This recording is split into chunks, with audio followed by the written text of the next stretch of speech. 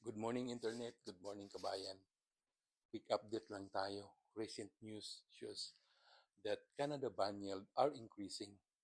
This upward movement is driven by inflation and rising oil prices related to the tension in the Persian Gulf and Middle East.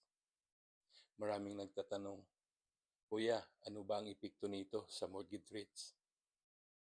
In Canada, especially the 5-year fixed mortgages, lender usually base their pricing on the Government of Canada 5-year bond yield. So kapag tumaas ang bond yield, tumaas din ang cost for lenders to borrow money from investors. Because of that, kadalasan tumataas din ang fixed mortgage rates. Pero kapag bumaba naman ang bond yield, there's also a good chance that fixed mortgage rates would go down. Kaya kung nagpaplano kayo, bumili ng bahay, mag-refinance, mag-renew ng mortgage, importante na hindi lang Bank of Canada rate announcements ang binabantayan. Bantayan din natin pati ang movements ng bond yield.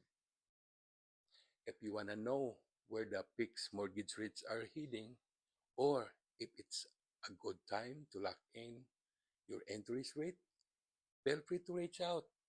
I'm always here to help you with your mortgage questions. Kita tayo ulit. Maraming salamat.